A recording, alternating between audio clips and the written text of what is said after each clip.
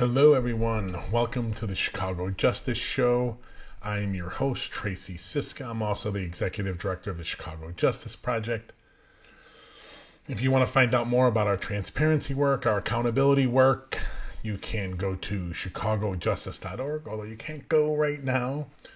We're in the midst of transferring from an old website to an updated website to serve you all better. So in the next 24 hours, we should have our new one up and running perfectly. But anytime after 24 hours from now, go to chicagojustice.org and you'll get a lot of information. Okay, so I'm aware of the release of the video of the involving the Adam Toledo shooting. There's plenty to talk about whether it was a good shooting, the media coverage, the response from the FOP, Fraternal Order Police, and the diehard police defenders. Our first and last segments today will discuss the shooting briefly. We're also going to go into much greater detail, into deeper dives into all of this in the weeks and months ahead. We don't want to make any rash judgments. We still want some things to play out before we get too deep into the weeds, into the tragedy that occurred.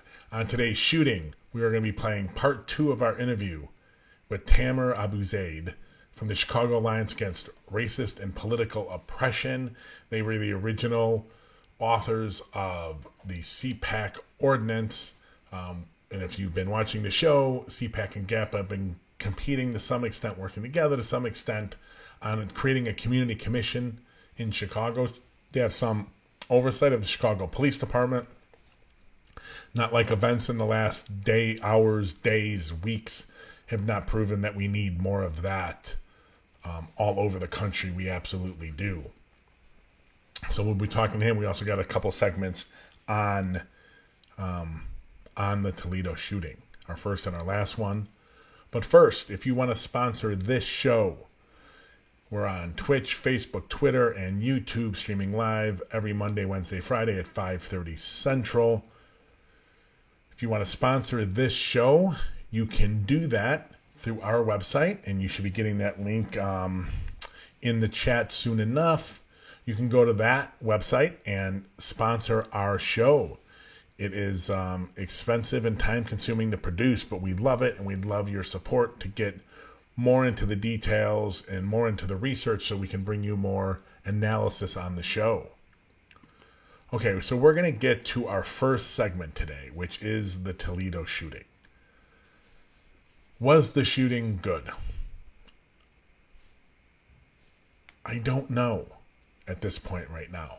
And good isn't in the, God, do we ever want to see a 13-year-old child die at the hands of anyone, let alone a police officer? Absolutely not. Absolutely not. You have to understand the totality of the circumstances of what was going on the scene at the moment.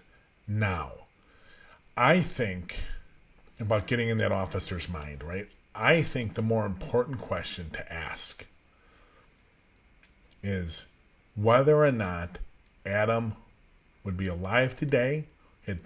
Would things have been different in that alley at 2:30 in the morning if Adam were white? That, I think, is the most important discussion to have. We'll never know for sure, but this is the discussion that needs to be forced. Would the officer, and I don't have his name off the top of my head right now, would he have taken an extra second before he decided to shoot if Adam was white? Non-Latino. Would he have done that? Would he have been less fearful of what was going on in that alley, even though it was very serious? Someone chasing someone with a gun is incredibly serious to the life of that officer and public safety. But would it have been different if he was white? That, to me, is really the only question that matters. It's really hard to say what you would have done in that alley. But would that officer have done something different? Just one beat longer before he shot if Adam was white? Would he have been less scared of what was going on in an alley, even though it was incredibly serious, if Adam were white? And that's what's in him, but it's in what's in our police, it's what's in our city, it's what's in our culture. racism just goes so deep that even people who don't mean to be racist often are, without even knowing it. And that's a cultural issue rather than an individual issue. As a city, as a state, as a country, we only like individual issues. Bad apples. Just a few bad apples. As Trevor Noah said recently, especially with all the shootings we've seen, killings of black men around this country. The problem really isn't, a discussion shouldn't be about bad apples. It's about where are the good apples and what are they doing. As I have said since I started CJP, actually before I started the Chicago Justice Project 14 and a half years ago, a little about that, it isn't. Identifying the bad cops is easy. Jamie Calvin's Invisible Institute site, we know who the bad cops are. You know what? The police also know. It isn't identifying the bad cops. It's about having the good cops do something to prevent or stop the bad cops. And I'm getting a comment from YouTube that the officer's name is Eric Stillman. I think that's right. I hope that's right, because I hate to put people's names if they're wrong, especially in such a serious situation. Let's get to the foot pursuit real quick. That was a bad foot pursuit. We need to is like the mayor said, we need to redo foot pursuits. There was a shooting that was caught on ShotSpotter. As crappy a technology as that is, it is, but it worked. Plus, there were 911 calls. Officers are responding to the scene.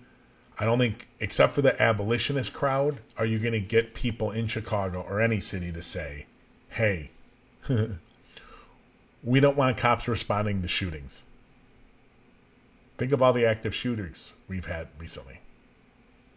Mass shootings. You don't want cops to respond at all?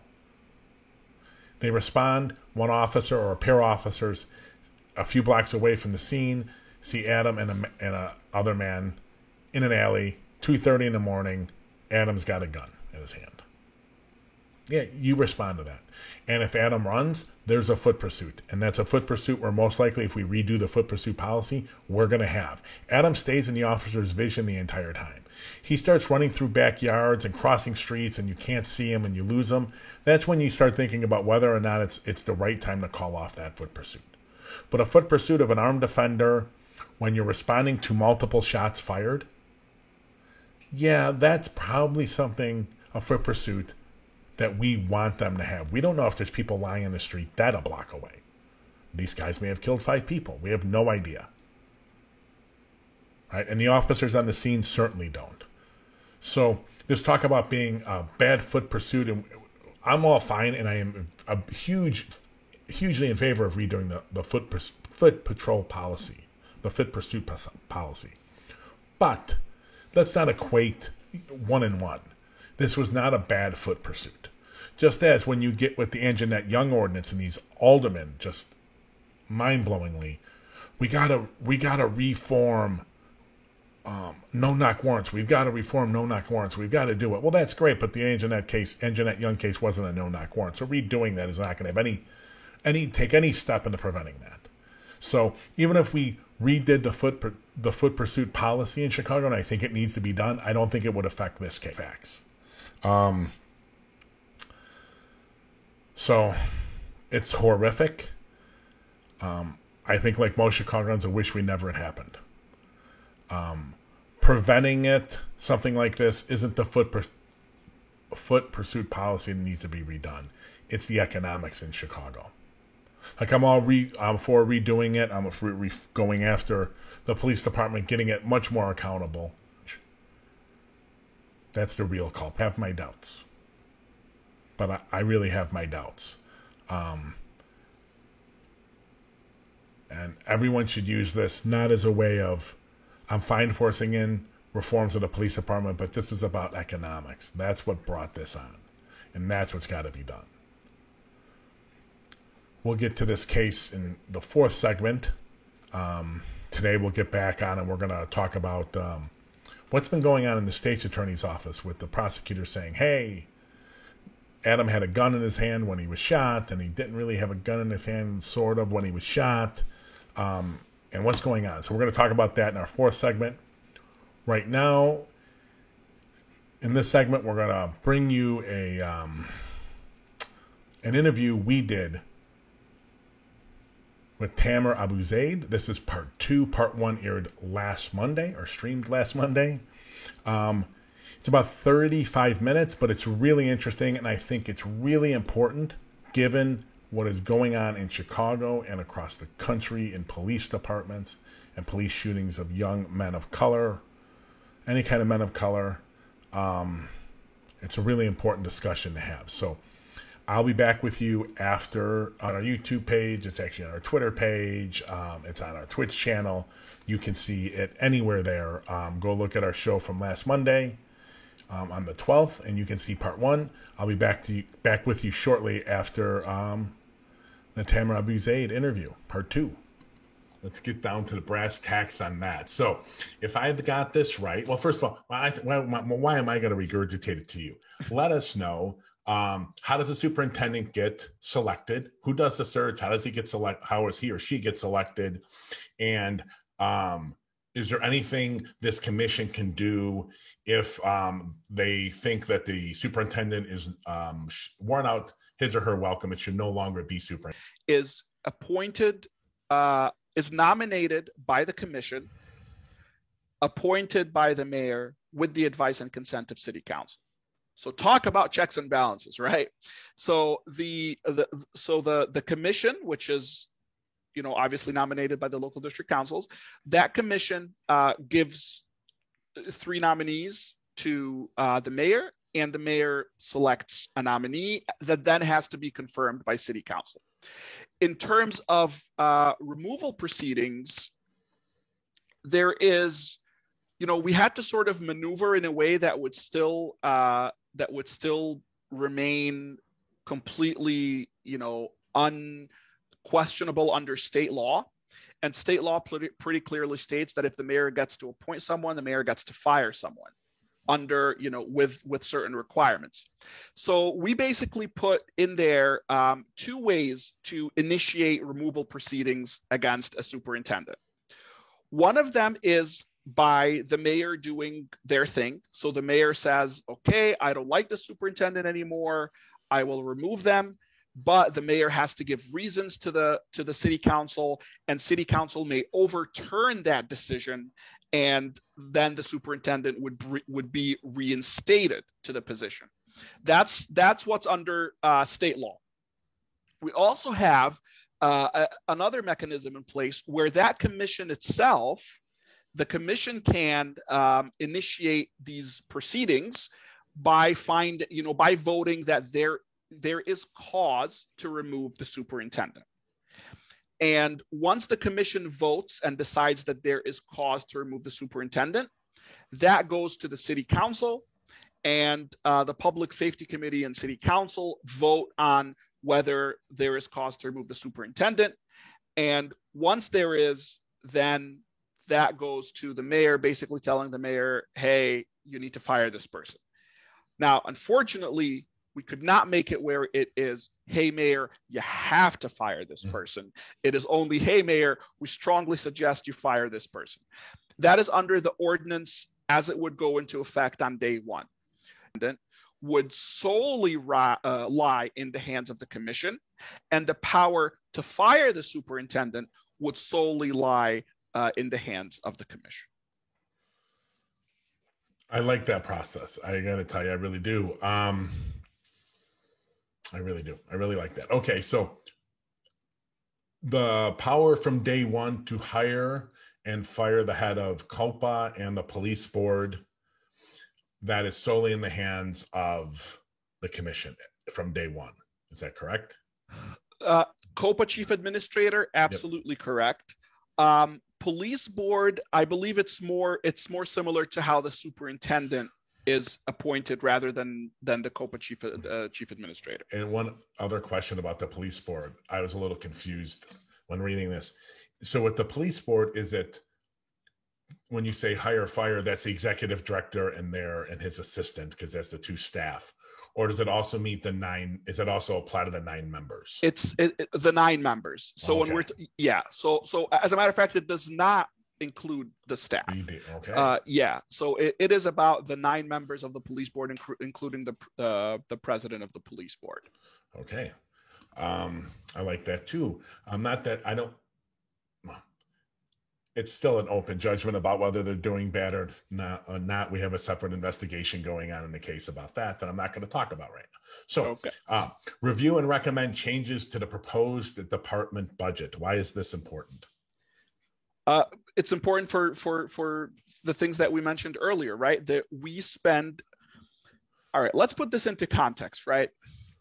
The city of Chicago spends approximately 40% of its operating fund, of its operating expenses on CPD.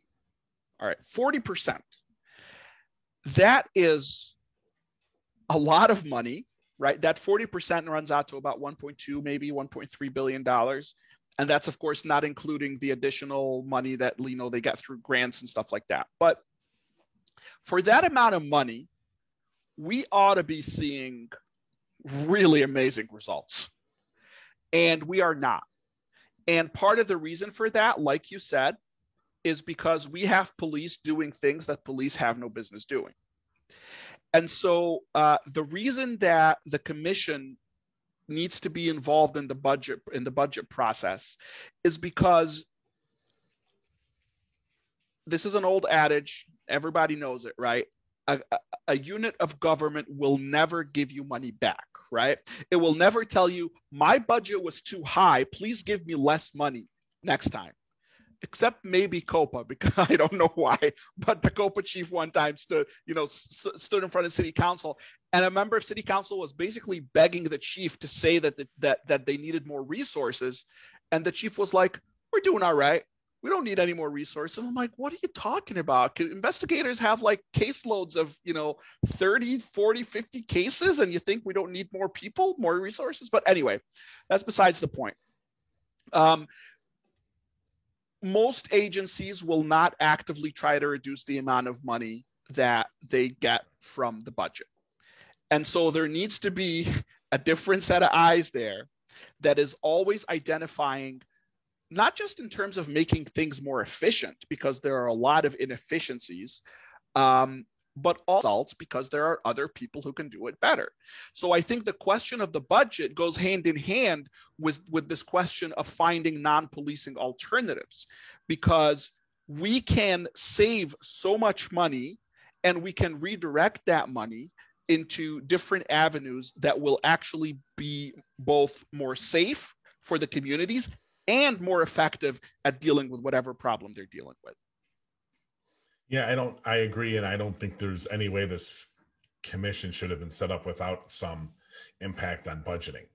That the purse strings is where everything lies. And if you don't, literally you can zero out a unit or a practice, right? And I think when this commission gets up and going, putting together a user-friendly, interactive version of that budget would be a fascinating for people to see, especially compared to the rest of the city. Okay.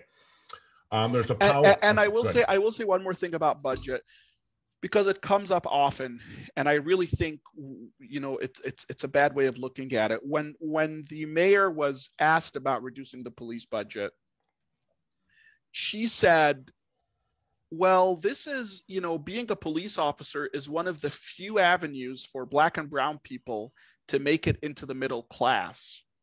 And so we don't want to do that.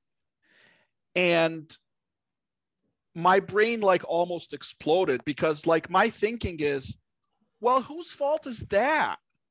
Well, maybe if you create better programs, let's say to teach people trades, to teach people to become a social worker, to teach people to become this and that, then maybe being a cop will not be, one of the few avenues where someone can get into the middle class. So it's such a topsy-turvy way of thinking about it.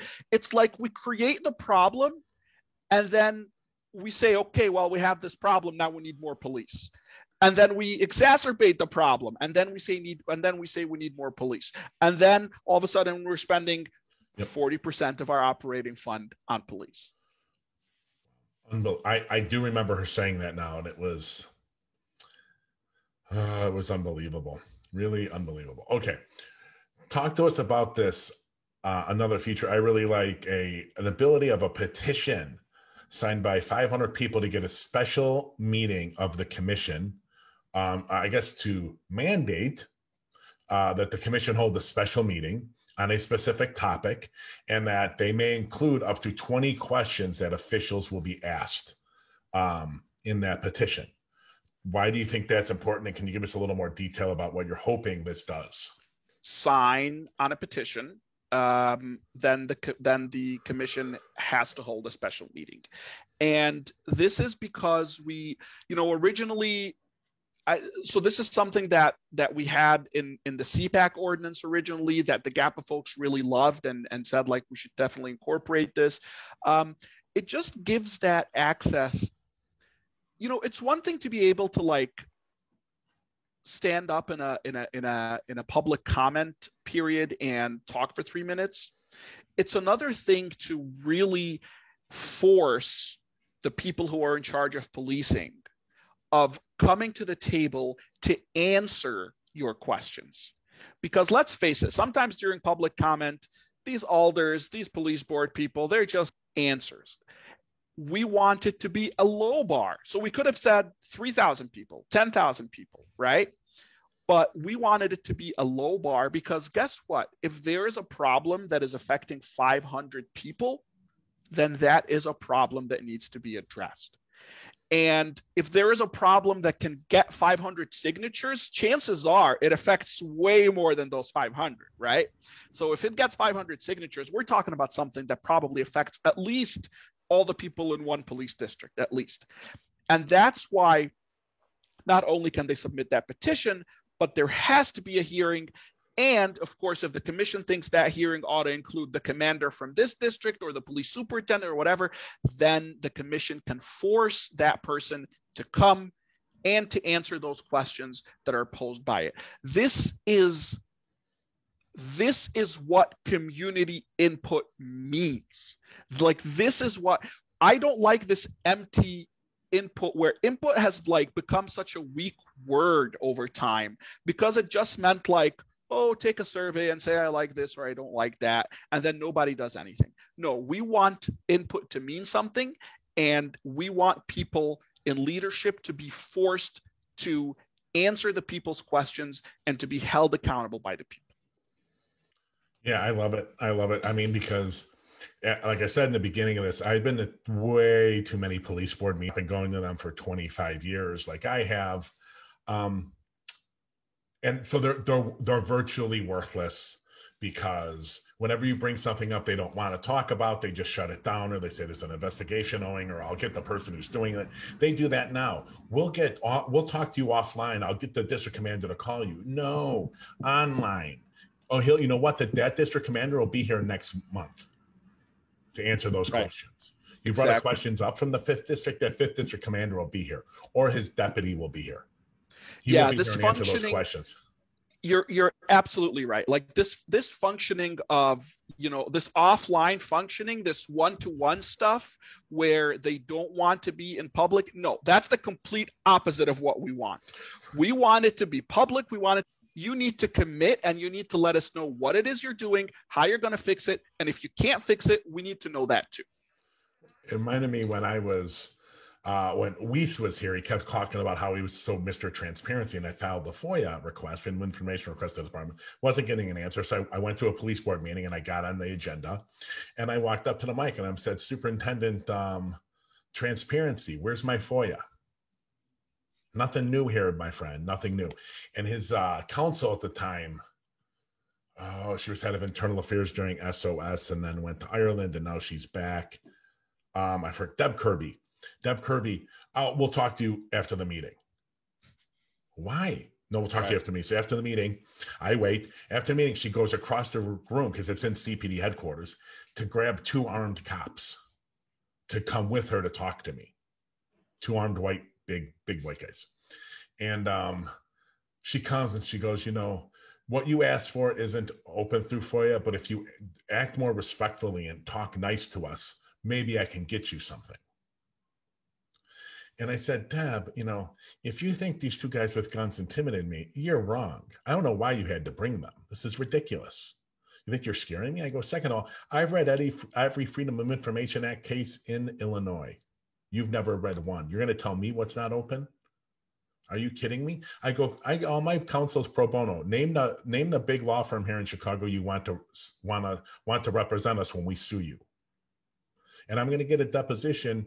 You want a deposition about why you had to bring these two guys with you to come talk to me. And they're like, they start backing up because they were like, oh, I don't know what's going on here. I don't know why she brought us here, right? Because she's high up. She was general counsel at the time. She's like, oh, we'll get you that information next week. I'm like, yeah, that's what I thought you were going to say. Don't tell me, right? But it just lies. And then they want to talk you off the line. And then they bring guys with guns, and then they lie to you. That's what all this offline stuff is. Exactly. Okay. And that's, of course, a problem, I think, also not just in police, but everything. They just don't want to be transparent. And they think that like y'all, FOIA is there because it says like the assumption is it's open. There are limited exceptions, but the assumption is everything is open. You're supposed to give us stuff, but they fight. I had to fight with the mayor's office over and over and over again just to get a list, just to get like all the emails that they received about CPAC within a certain time period, because we had like this campaign going where we wanted people to email the mayor. We finally got them, 1,500, by the way, within a few days. The mayor got 1,500 emails in support of CPAC. Of course, completely ignored them, and then came out in press conference and says like, I don't know anything about CPAC. What's CPAC? Blah, blah, blah. But yeah, they keep trying to hide stuff, and God bless everybody who is FOIAing the hell out of these government departments. 3 years in a lawsuit against the police department. It's still ongoing. In our FOIA lawsuit, we are 4 months into our second lawsuit against the state's attorney. Kim Foxx just doesn't want to be as transparent. She just wants to seem like she is. And we're on the cusp of like 5 or 6 more lawsuits this spring. Early summer now, because it's spring now, early summer. Okay, I have 2 quick questions for you before I let you go here. The commission and the district councils, if I get this right, will have a budget of 0.3% of the CPD's budget, right? It's like pegged to the CPD's. Correct. As a minimum, yes. Yeah, as a minimum. Okay, good. That's a floor. The reason the reason I bring that up is because in the ordinance you talk about and that's the word really defund isn't in there, but looking for efficiencies and ways to save money and the ways to redirect money. So my worry when I read that, and this is coming from when we wrote the ordinance for COPA. Like I was involved in creating COPA, and then it was my idea that got the Deputy Public Safety Inspector General's office to start that idea with the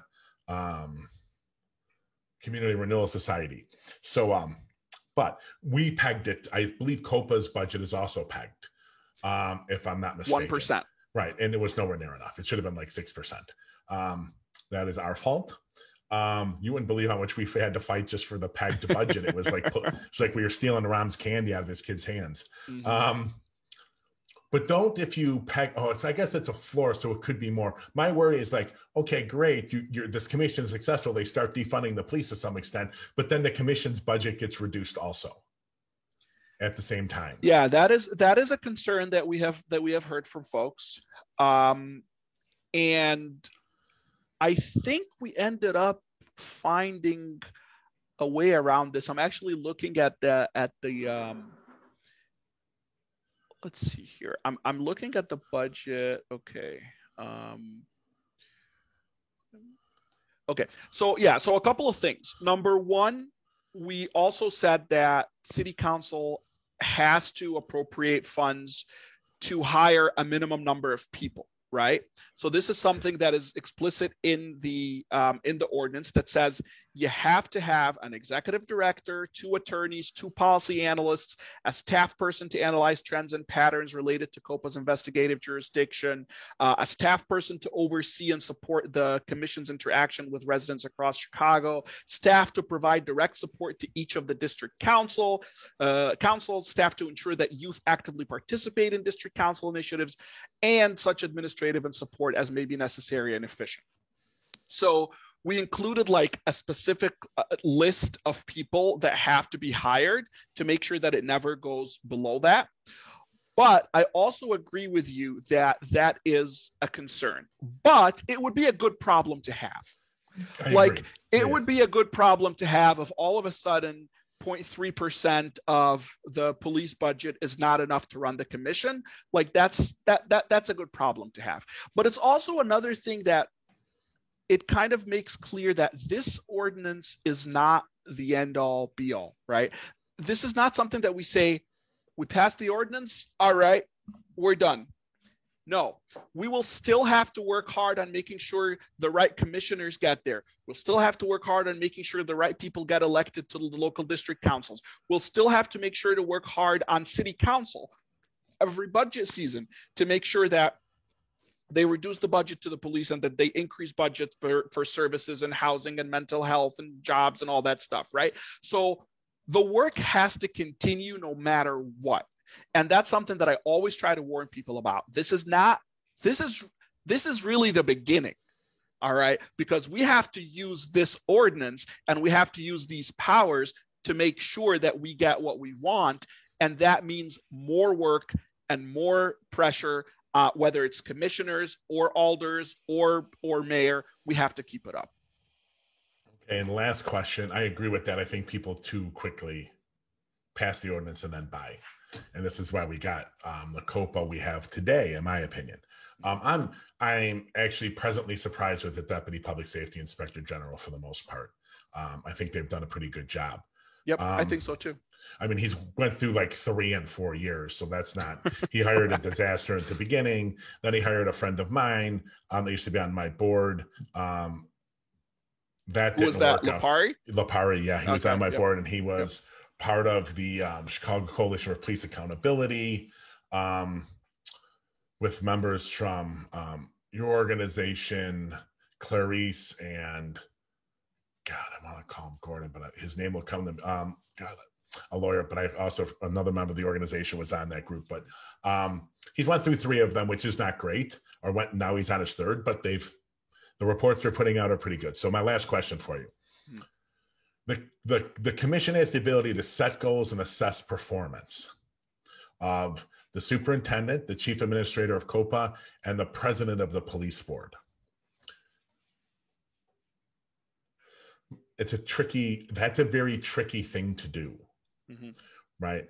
And I bring this up because what people don't understand about violence and like what works to reduce violence, it's very hard to know without long-term research to show, right, what happened. Sometimes, people say, well, crime went up, the police had a horrible year. Crime stayed about the same, oh, they did great, right? Well, it's a possibility that given social circumstances, crime going up a little bit and not hugely was actually a success on the behalf of the police department. Right? I think, sorry, go ahead. I'm sorry, I was just saying,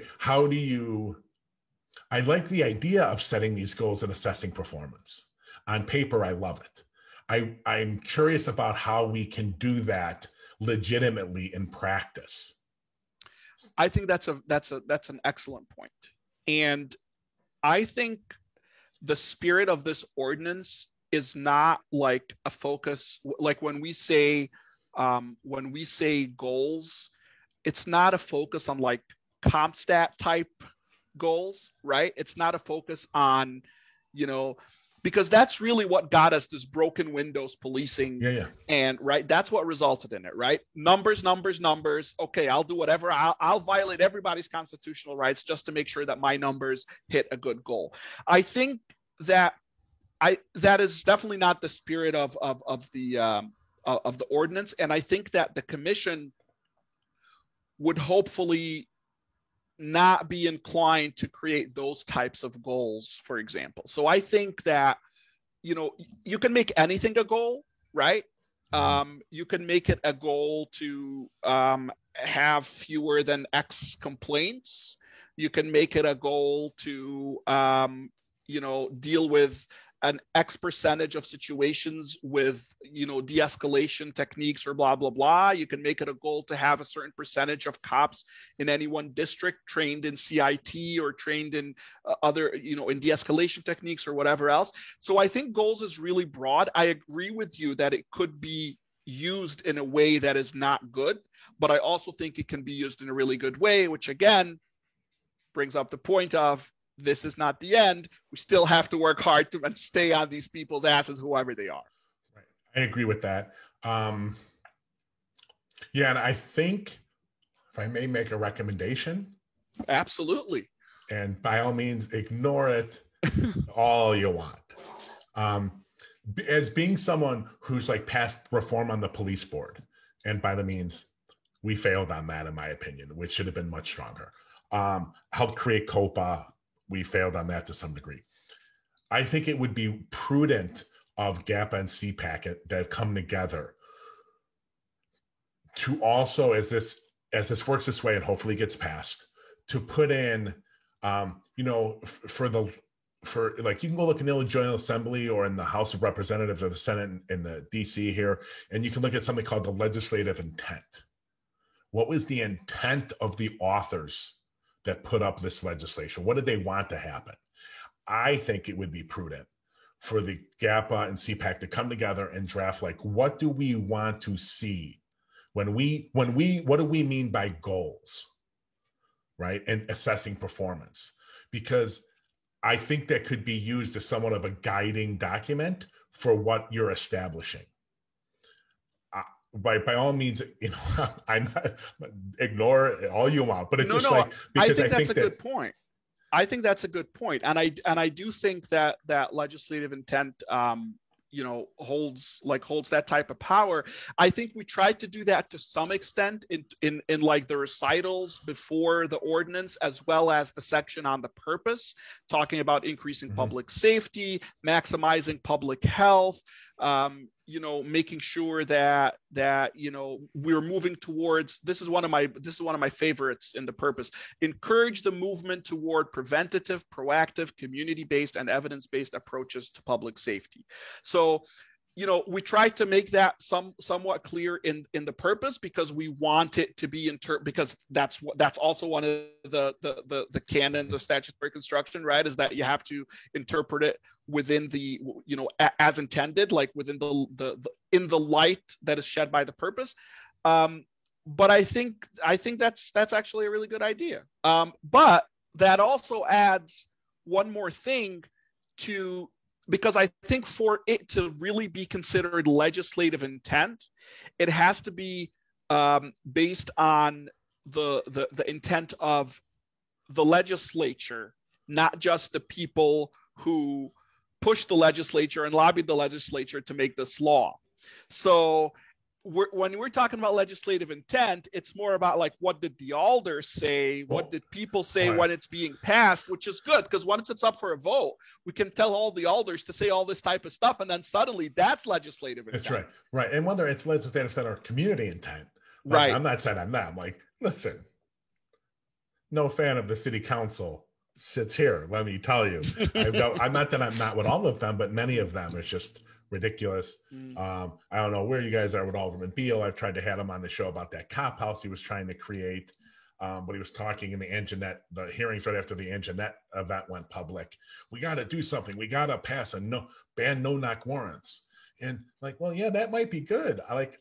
I could understand in most circumstances where they should not be able to use those, but you realize the Anjanette Young warrant in that case was not a no-knock warrant, so you're not doing anything that prevent what happened.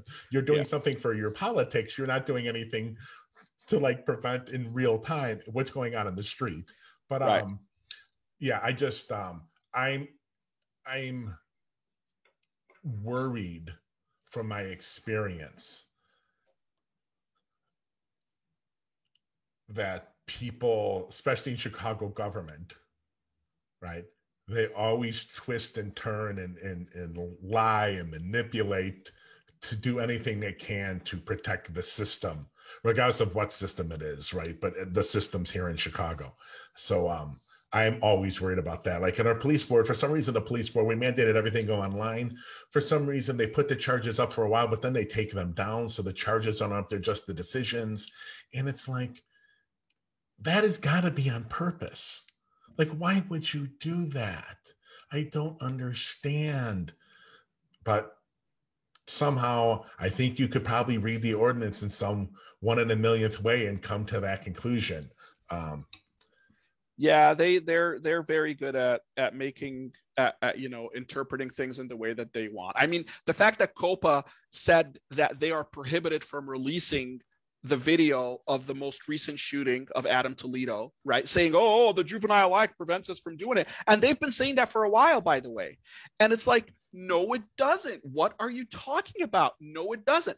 And then finally, when the superintendent and the mayor said, no, they should release it, all of a sudden, oh, our general counsel came up with a new interpretation and we don't think it prevents us anymore. Well, so much for independence, right? Like, really, this is what independence is. I'm not going to release it. Oh, the mayor says I should release it. Okay, I'll release it. No, right. And see, if you're in that, this is why she's wrong for that job.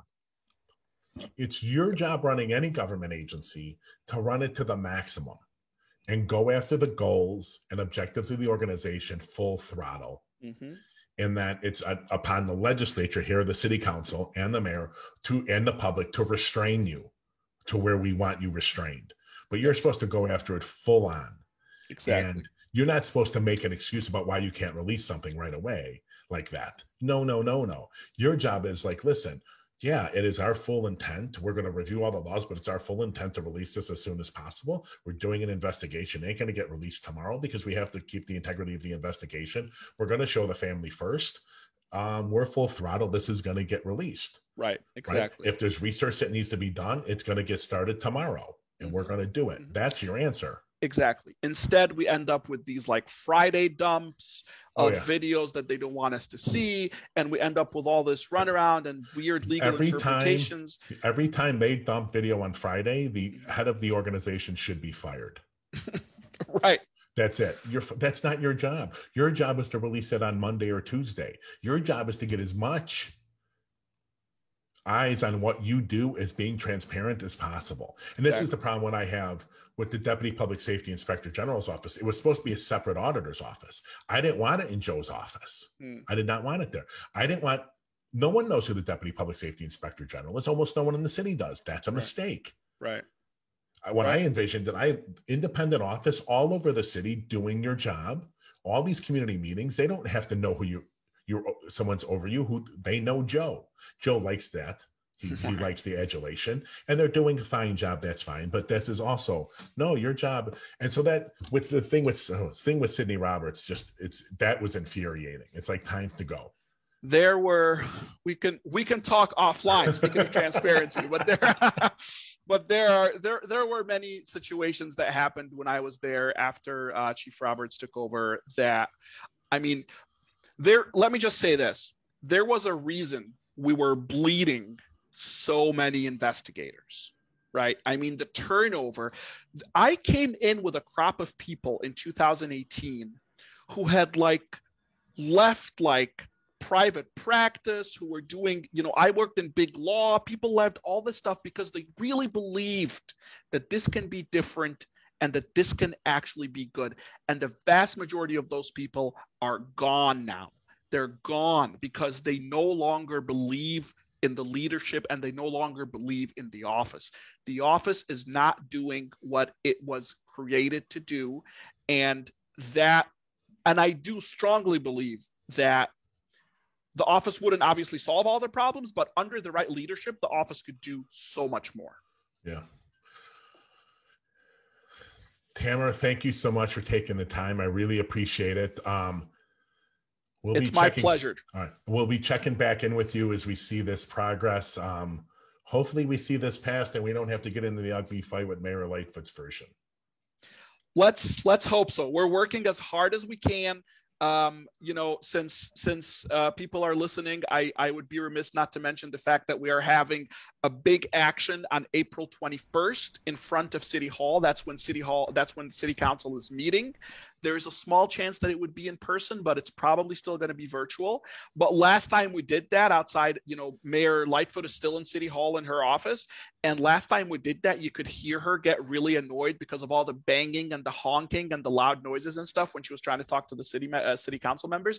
So we're asking people, call your alders, tell them to vote for ECPS, tell them to stand against whatever weak ass ordinance the mayor is going to come up with.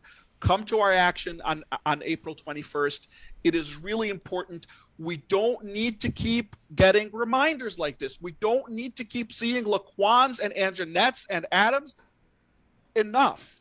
Like, we don't need we know this is what we need to do. We know that our communities need to be empowered, and we know that this is just the beginning, but we need everyone to be on the same page and be willing to fight for it. All right, we are back. I want to thank Tamer Abu-Zaid again for just an amazing conversation.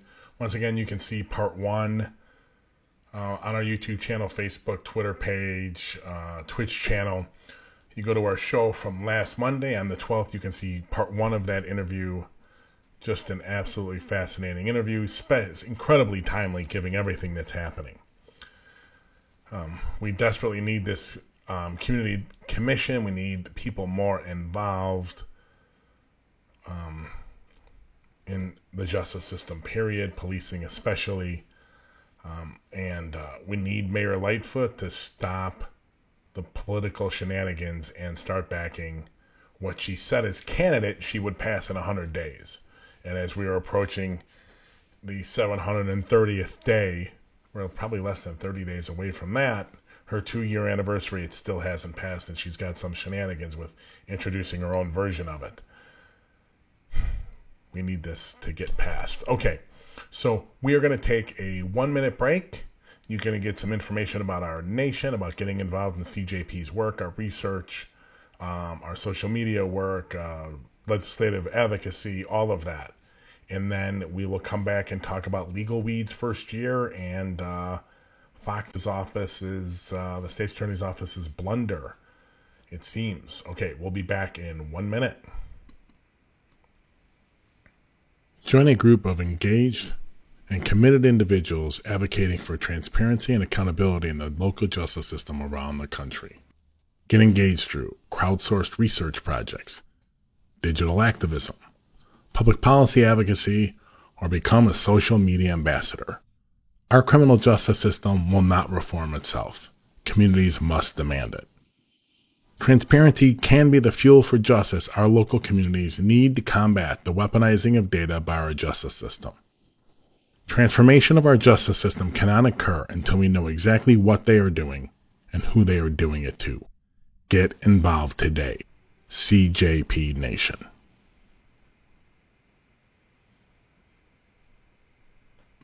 Okay, we are back, and we are going to talk about an article that just popped in the Tribune. I think it was the Tribune. Here it is. If this is a shock to anyone, they just haven't been paying attention. So for those in the podcast, Legal Weeds first year in Chicago. High arrest rates for black people, a boutique experience for others. Okay. It's not a shock. This reality is baked into the legislation. This was definitely going to be the initial outcomes, right? There's no doubt about it. With the taxes, they're high, which we need them to be high. That was definitely going to keep people in poorer communities seeking marijuana out in illicit markets, and there will still be a need to participate in those illicit markets as sellers. As I understand the goals from the legislation, we had Representative Kelly Cassidy on a Twitter chat a few years ago when this was all being discussed and talked about, was that they were going to take the money raised through these high taxes for the people that could afford to go to the dispensaries and reinvest those in the communities most hurt by the drug war. and that is the south and west side of Chicago for sure. I don't see that happening in any massive way. The idea is the taxes could stay high. We'd be reinvesting those taxes in these communities. We'd be developing those communities, developing that power base, that economic base. And at some point, they'd be able to get out of the illicit markets, not have to purchase there anymore, not have to participate as a seller there anymore, and thus be able to go and participate in the legal market. So for people surprised by this, I don't know what to say. This was exactly what was going to be happen the first year. Now you could argue, and I would probably back that to some degree, why the Chicago Police Department is making marijuana arrests at any levels, let alone things under, a truck full, whatever that is. That's a serious question that someone should pose to the CPD about why these small-time arrests are still being made. And I don't know. I don't have any faith in seeing the state government reinvesting these monies en masse on the south and west sides. I hope I'm wrong. I just don't think I'm going to be. We'll have to keep checking every year to see if that's actually happening. Okay, our last segment, and it's an article out of the Sun-Times, but we know we've all been in Chicago. You've been paying attention at all. You've been dealing with this. So last weekend, not this last weekend, this is Monday, not the 18th, 17th, but the weekend before, I think. I think it was before. A state's attorney goes into court and in I think a bond hearing for the offender who was with Adam Toledo in the alley. I wouldn't call him an adult, but in his early 20s, who got arrested on multiple things, arrested at the same time, shortly, like 30 seconds before Adam was shot and killed. The prosecutor goes into court, and he tells the judge, hey, Your Honor, we have seen the tape. Adam was shot with a gun in his hand. The shooting was good. This man here put the gun in his hand. Arguing for why there needs to be a high bond. The problem with that, among other things, is that the state's attorney's office, as odd as this is to say, is supposed to be independent. The investigation from the shooting is still in its infancy. There's a lot of research and work left to be done. But this prosecutor, I think it's a male, so I'm going to refer to him as a he, I'm not sure, comes out and says that. It now lights up social media because it's the first reference that we have besides the police union about what happened on that tape. What's actually on it. The family hasn't seen it yet. Supposedly Mayor Lightfoot hasn't seen that. If you buy that, I don't buy it. But the family hasn't seen it. But a prosecutor or more than one prosecutor have seen it, and they're saying the gun was in his hand. Now, when the tape comes out, Fox's office backs off that and says, hey, wait a minute. This prosecutor, we don't know if he saw the tape, but he certainly shouldn't have said what he said. If you take what the prosecutor said literally, the gun was not in Adam's hand when he was shot. When the bullet entered him, the gun was not there. The gun was definitely in his hand before he got shot, and you can argue for what the gap is between the gun leaving his hand and him getting shot. I think the police department says milliseconds or a second and a half or 2.5 seconds, something like that. It was short. But Fox's office is like, no, we're supposed to be independent. Let's back off that. And what they basically do is they suspend that prosecutor. Here is the context around what's happening here. There are elements within the office, and this is coming from someone who is suing Kim Foxx for lack of transparency. But there are elements in the office that do not agree with Kim Foxx's platform and the reasons why people voted for her. They just don't. There is just a disconnect. This disconnect was most easily seen on display early in her first term when the case against Jesse Smollett, where that prosecutor went in the court and argued and charged Smollett with 16 felonies for disorderly conduct, right? Definitely something that if you were on or paying attention, that was not something Fox would have done. That's not something Fox would want her office to do. And we're not going to rehash all of what happened there, because I don't think Fox was right in everything that happened.